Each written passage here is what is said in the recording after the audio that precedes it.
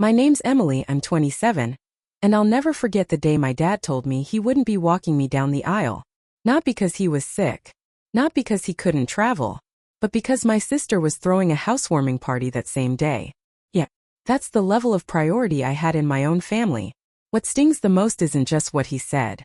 It's that tone in his voice, the one that told me this wasn't even up for debate. He was calm, almost casual, like he was calling to remind me to check the mail. And later, after the damage was done, he still had the audacity to call me back, suddenly desperate, when he realized I'd already found someone else to walk me down the aisle. I'm not here to stir up drama. I'm telling this story because even now I'm still trying to wrap my head around one thing. How do parents decide which child is worth showing up for? Because if I'm honest, I always knew I was just the backup plan. The spare. The afterthought. My sister Samantha, she was the golden child. The miracle baby everyone celebrated. I, on the other hand, was the accident. Born less than a year after her. My mom used to tell me, "You weren't planned, but God has his ways." You'd think that'd sound comforting, but in her voice it always felt like code for, "You ruined our timeline." My dad made the difference clear. With Samantha he was soft, proud. He'd call her my little star. Take her out for ice cream after school. Show off her messy little crayon scribbles like they were masterpieces bound for a gallery. With me, I got comparisons. Why can't you be more like your sister just once?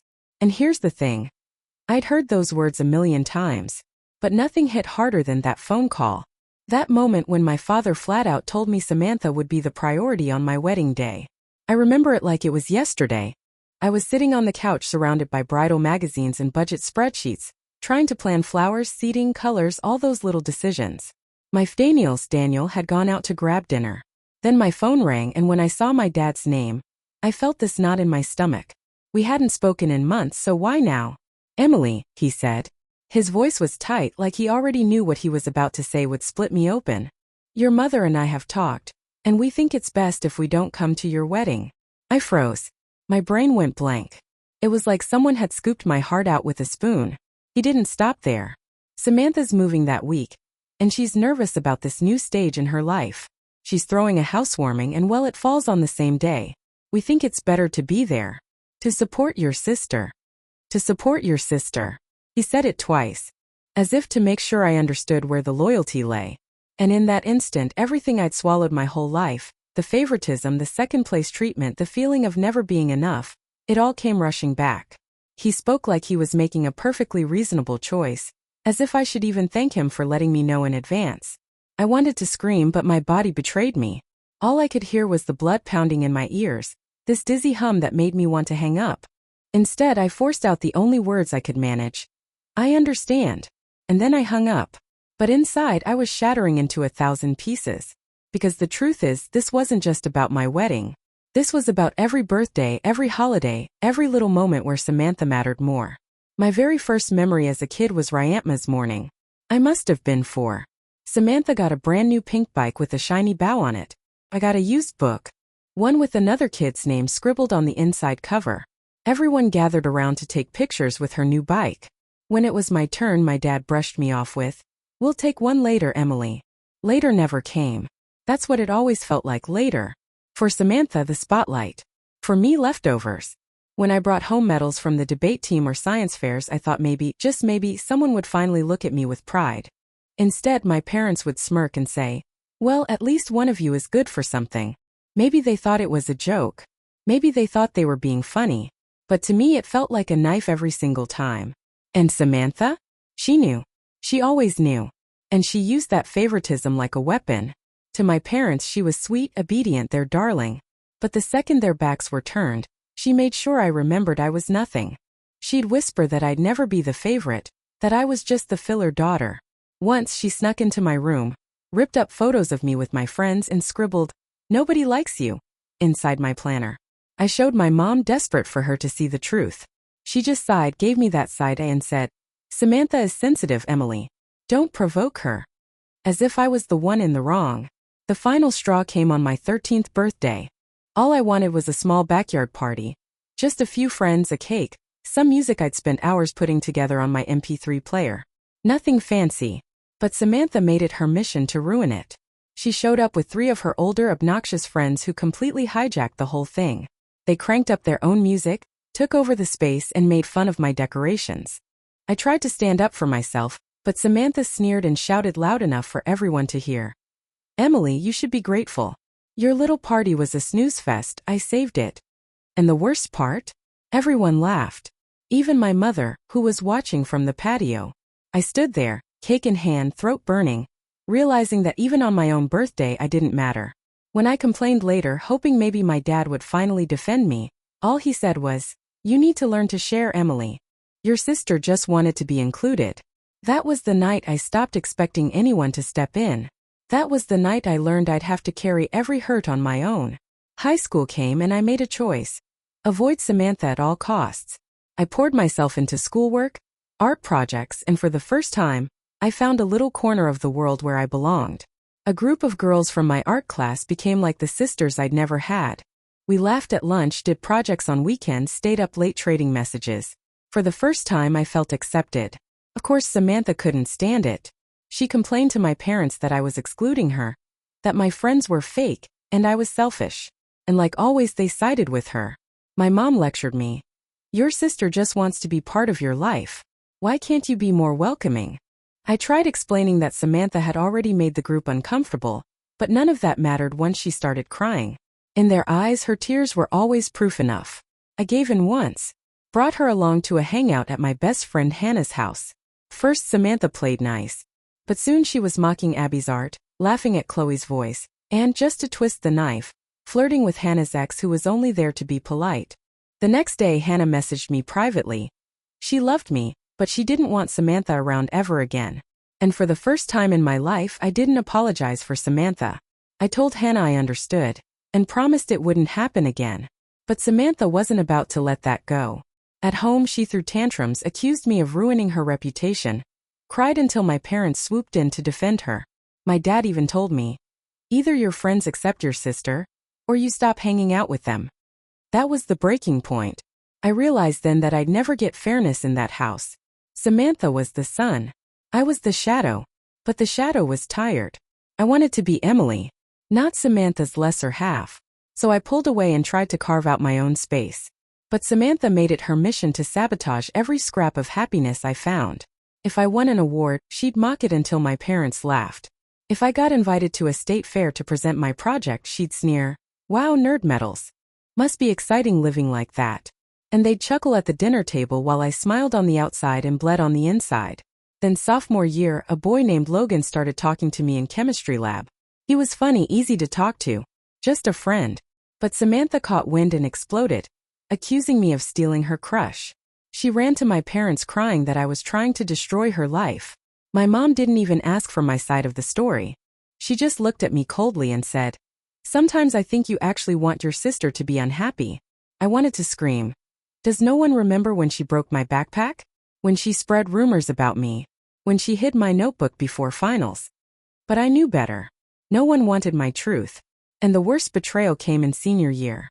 I had finally found someone who really cared. Ryan, my first serious boyfriend. Sweet, kind, attentive. For the first time I felt seen. Cherished. Then one Saturday out of nowhere my dad knocked on my door and asked if I wanted to grab ice cream. It shocked me, he never did things like that. But I said yes. Sitting in the car with him, cone in hand, he started asking questions that felt off. Was Ryan from a good family? Was I being careful? Were we using drugs? I tried to laugh it off, confused. And then he dropped the bomb. When my dad sat across from me at that ice cream shop and repeated Samantha's lies about me failing school, being drunk, that Ryan was a bad influence. It felt like a punch straight to the chest. I didn't argue. I just pulled out my phone, opened up my grades, my messages, and shoved the truth in his face. Straight A's. No parties. No trouble. He went quiet, staring at the proof. But instead of apologizing, he muttered, "Well, she swore it was true. That was it. No sorry. No, I should have trusted you." Just blind faith in his golden child over me. That night I stormed into Samantha's room. She was sprawled out painting her nails, calm as ever. I slammed the door shut and demanded, "Why are you making this stuff up about me?" She barely looked up, just smirked and said, "If you've got nothing to hide, why are you so nervous?" My hands were shaking. I told her she'd crossed the line, that I wasn't going to let her keep ruining my life. She gave a little shrug and muttered, "You always wanted to be the victim. Enjoy it." I walked out of that room feeling poisoned, like every word out of her mouth was acid sinking into my skin, and things only got worse. A month later, whispers started at school. People said Ryan and I were spotted at some party wasted, and that he picked a fight with another guy out of jealousy. None of it was true. But gossip spreads faster than truth ever can. A teacher pulled me aside asking questions and I nearly broke down right there. By the end of the day, I found out where it started. An anonymous tip sent to the student council group. Anonymous but filled with little details. Only someone from inside my house could have known. When I confronted Samantha again, she laughed in my face. "Who told you to trust people so much? Sometimes people talk in their sleep." That was it. I exploded. I screamed years of bottled-up anger at her. She stood up, shoved me hard, and I crashed into the corner of a shelf. My head split open. Blood everywhere. My parents ran in. They saw me bleeding, saw me crying, heard me accuse her. And still they rushed to protect her. My dad said it couldn't have been on purpose. My mom sobbed, saying Samantha was just stressed. They drove me to the hospital. I sat in the back seat dizzy, pressing a towel to my head, while my mom turned around and whispered, "Don't make this a scandal, Emily. It's not that serious." And my dad added, "Think about your sister. This could ruin her future." Even bleeding, even scared out of my mind, all they could think about was her. In the ER, the nurse asked what happened. For a second, I hesitated. I almost protected them like I always did. But then I saw myself reflected in the black screen of a machine. Blood in my hair, empty eyes, a hollow shell. And something inside me snapped. I told the nurse everything. Every detail. Every year of cruelty. She didn't hesitate. She called in the hospital social worker. Within 30 minutes, Child Protective Services had a report open. My parents panicked. My dad begged, said it was just a misunderstanding. My mom cried, saying I was destroying the family. But for the first time in my life, someone didn't buy their act. The next day, social services showed up at our house. They interviewed all of us, documented the history, even the verbal abuse. Samantha didn't face real punishment, but she got a formal warning. And for the first time, outsiders looked at my parents the same way I had for years, as accomplices to the chaos. After that, Samantha shut me out completely. No words. No looks. Nothing. My parents treated me like a traitor. My mom stopped speaking to me for days at a time. My dad would only make sarcastic comments, dripping with contempt. One Sunday, I overheard them fighting in the hallway. My mom was saying, "She's still our daughter, we can't treat her like a stranger." My dad snapped back. "She brought the government into our house. A daughter doesn't do that." I curled up in bed, shaking. For the first time, I was actually afraid to be in that house. The next morning, I called my grandparents. My voice trembled as I told Grandma Margaret I couldn't stay there anymore. That I was scared. She didn't ask for details. She just said, "Pack your things, sweetheart. Grandpa will be there tomorrow." That night I locked my door. I didn't eat. Nobody knocked. Not Samantha. Not Mom. Not Dad. The next morning Grandpa pulled up early. He opened the trunk, helped me carry out 2 suitcases and a garbage bag of clothes I'd stuffed in a hurry. My mom watched from the window, arms crossed. My dad didn't even appear. Samantha never said goodbye. Grandpa didn't say much on the drive. Just put his hand on my shoulder. And that quiet hand said more than all the fake apologies I'd been denied my whole life. When we pulled up to my grandparents' house, I stepped inside and breathed, really breathed for the first time in years. I felt whole. At my grandparents' house, I finally knew what it felt like to be safe. I could sleep through the night without waking to shouting. I could study without bracing for slamming doors. They treated me like I mattered, like I was someone worth protecting. I stayed there until I finished high school. My parents? They never called. They never came to a single event. Not even my graduation. I'll never forget the moment I walked across that stage. My grandparents were on their feet, clapping like I'd just won an Oscar. My grandma was wiping tears. My grandpa was whistling so loud people turned to look. I smiled back at them, my chest aching, but I smiled anyway. That same week, I opened an email that changed everything. I'd been accepted to a public university with a full scholarship. I called my grandparents sobbing with joy. They took me out to dinner, bought me a new backpack, and blasted the news across Facebook like I'd won a Nobel Prize. And that's when the phone rang. My mom. After over a year of silence. For one second I thought maybe, just maybe, she was calling to reconcile. But no. She was crying, saying Samantha hadn't gotten into any school, that my posts humiliated her, that I was making my sister feel small. I froze, counted to 5, then told her I was proud of what I'd achieved, and I wasn't going to hide because of Samantha's insecurities. Her response: "You've always been cold, Emily. You like making Samantha feel small." Then she hung up. I just stood there holding the phone, my ear burning. I wish I could say I was shocked, but really it was just one more reminder of who she was. Still, it hurt, because there was a tiny part of me that still wanted to hear, "I'm proud of you." That part of me was dying fast. College began with silence. My grandparents dropped me off at the dorm with hugs and a basket of homemade food. My parents? Not a call. Not a text. Nothing. At first, the freedom was heavy. Watching other girls get care packages from their moms, or surprise visits from dads, it stung. I pretended it didn't matter, but at night I'd lie awake wondering why my life had to be different. And then, during my first semester, I met Daniel.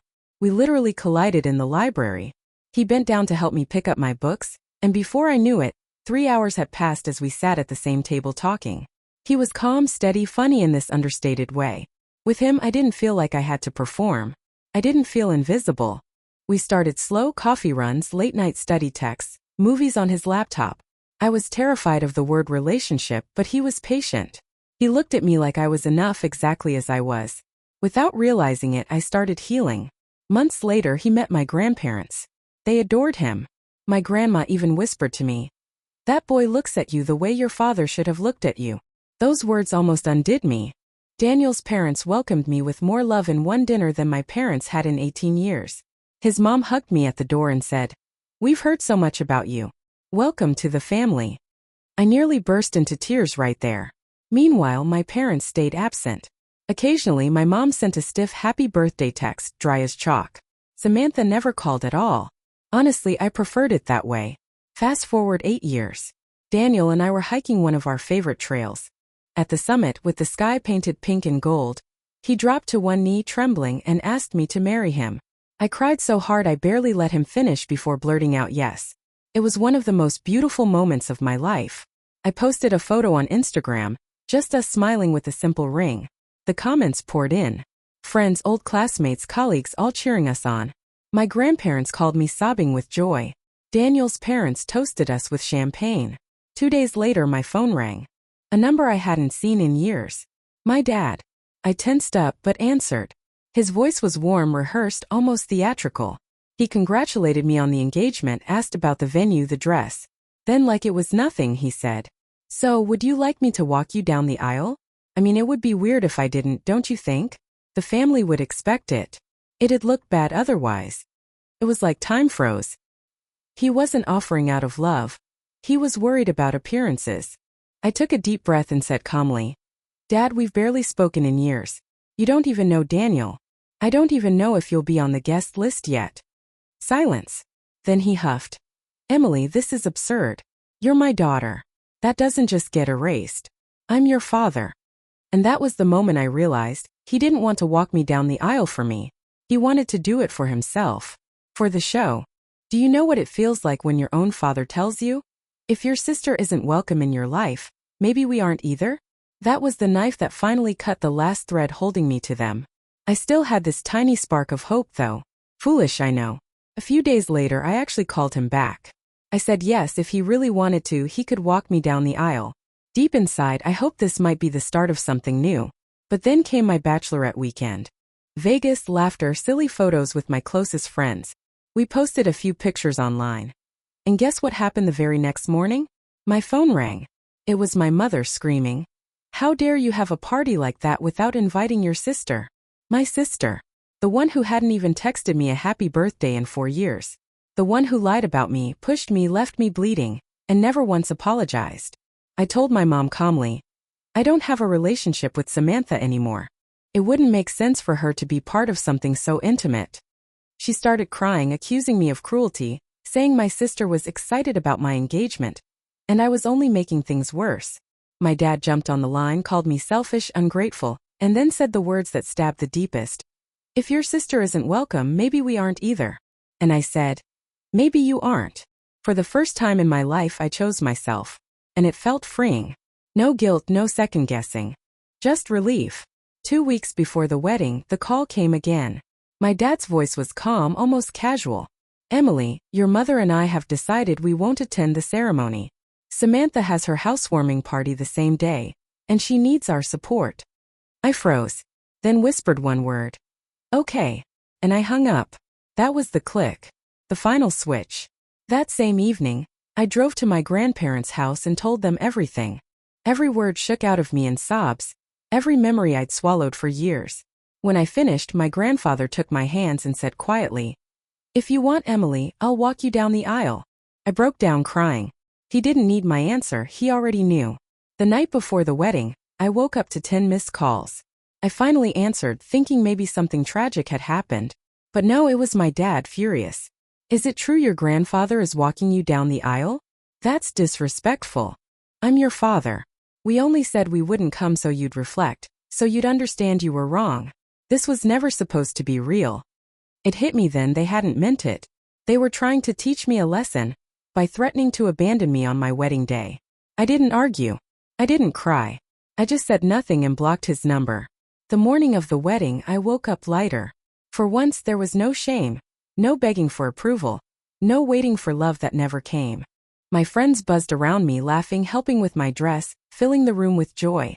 When the veil was finally in place, I looked in the mirror and hardly recognized myself. Not because of the makeup, but because for the first time I saw myself whole. A knock at the door. My grandfather walked in wearing a light gray suit, with a flower pinned to his lapel. His eyes lit up when he saw me. For a second I thought he might cry, but he just smiled. "You look beautiful, Emily. Your grandmother would be so proud." I hugged him tight and whispered, "Thank you for being the father I never had." He squeezed my hand back and said, "And you've been the granddaughter who saved my life, even if you don't know it." When he walked me down that aisle, hand steady in mine, I didn't see the empty seats where my parents should have been. I saw the man beside me, who had chosen me all along. And that's when I realized, sometimes family isn't who raises you. It's who shows up when it matters most. When the doors opened, I walked in with my grandfather's arm linked in mine. The music rose, the guests stood, and there at the altar was Daniel, already in tears, waiting for me. My parents weren't there. Samantha wasn't there. But I didn't feel like anyone was missing. Everyone who mattered was there. My grandparents, Daniel's family, my friends, the people who had helped me build a new life. At the end of the aisle, my grandfather placed a gentle kiss on my forehead before giving me away. My hands were trembling. Not from fear but from gratitude. The ceremony was beautiful. The vows raw and real. Daniel almost couldn't finish his through his tears. And when my own tears finally came, they felt lighter than any I'd cried in my life. Later, during the reception, a friend's toast left me speechless. Emily has always been the strongest person in the room, but she spent years not knowing it. Tonight, that strength became peace. Daniel's parents pulled me aside after dinner. His mother held my hands and whispered, "Emily, you're part of our family. Not just because you married Daniel, but because we've loved you like a daughter since the first day." I couldn't even speak. I just hugged her and let the tears fall. At the end of the night, I sat in the quiet garden outside, the fairy lights glimmering against my dress. Daniel joined me, held my hand, and after a moment of silence he said softly, "Do you realize what you did today? You chose your own story. You didn't repeat theirs. You broke the cycle." And he was right. I had stumbled, I had fallen, I had cried, but I had arrived whole. The next morning on our honeymoon I checked my phone. There it was. An email from Samantha. My stomach dropped. It was long. An apology mixed with regret, claims of maturity, words about how she finally understood what I'd endured. But then at the end came the twist. "Please don't be so hard on Mom and Dad. They love you. They just don't know how to show it." That's when I knew. The email wasn't really hers. It was theirs. Another attempt to pull me back into the same old cycle of excuses and guilt. I didn't reply. I didn't delete it either. I just left it sitting there because sometimes the strongest response is silence. Back from the honeymoon, I told my grandparents. My grandmother listened, then said something I'll never forget. "They always wanted you to believe you owed them. But Emily, love is not a debt." Those words freed me.